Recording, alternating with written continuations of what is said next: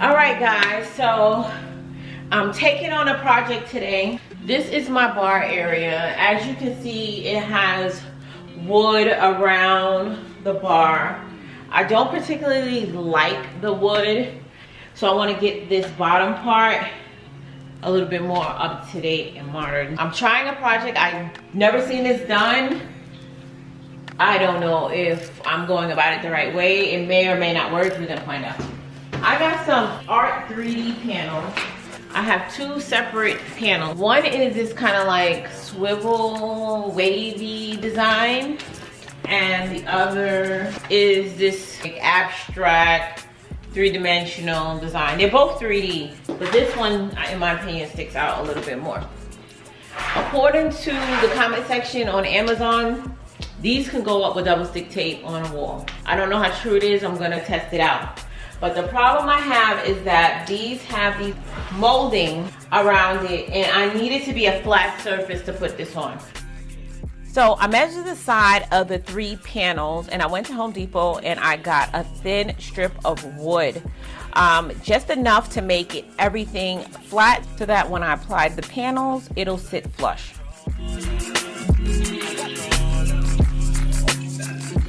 Then I got to hammering it. I used very thin nails, and then I placed nails on every corner.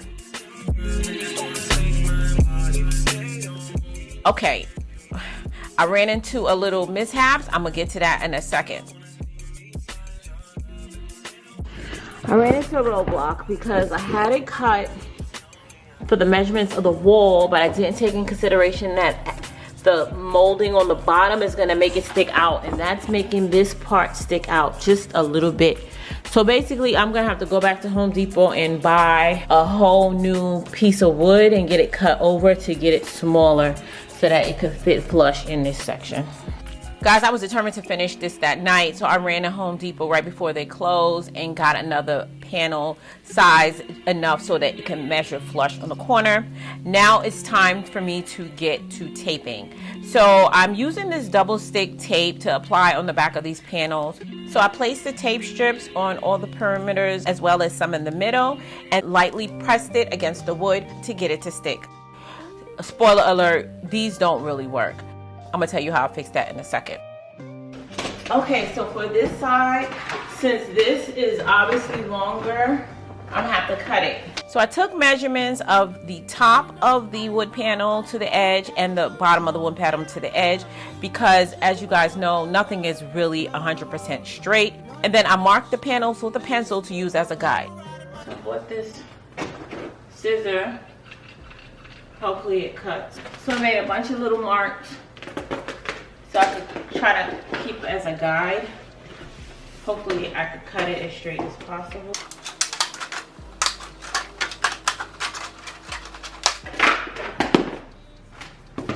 Don't look straight.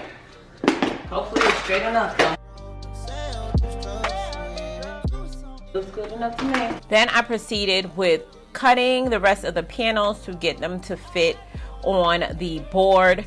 One thing I do want to caution you guys is that, and I didn't realize that until like halfway through, that you should look at the panel to make sure that they line up with each other so that the design looks like it's continuous. If you don't, you'll still get away with it working. However, for the panels that I did make that adjustment, you will notice that it looks like one continuous congruent wave as opposed to a bunch of different individual waves. Although these were used for my bar, these 3D panels go great as an accent wall, under a high counter, or under a kitchen island. So as I mentioned, the double-sided tape didn't stick, so I went back over a few days later using some wood glue, and that was able to hold it up. These panels are really light, so you don't need real strong glue to get it to hold, just enough so that it doesn't fall down later on.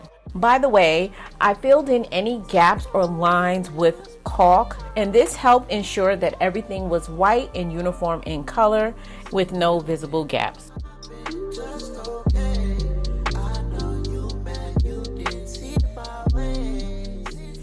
Next, I decided I wanted to add some LED lighting underneath to add a little, you know, razzle dazzle, because that's what I do.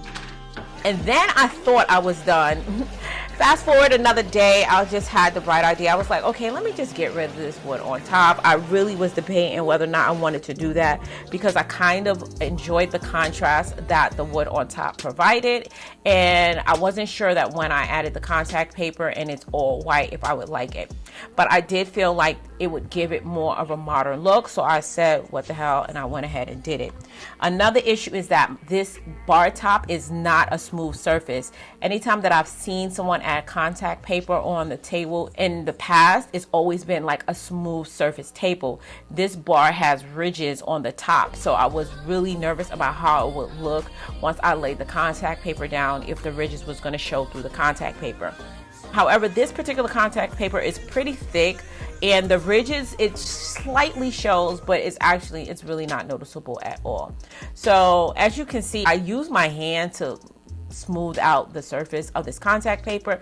It was fairly simple. The only hard part, in honesty, is if you have corners, which I did, and that's why I left this part in, just in case if you're laying the top of a table and you have corners, just to kind of give you an idea of how to get it to lay, because I was struggling with this for a minute, so I'm not even gonna hold you.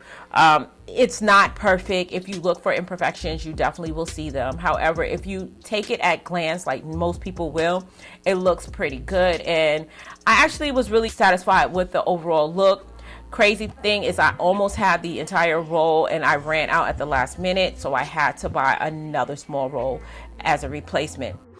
Real quick, before the final reveal, I'm going to remind you guys what this bar looked like in the beginning, and this is what it looks like right now. I'm going to show you the daytime, and then stay tuned for the nighttime view. Don't forget to like and subscribe. More decor videos to come.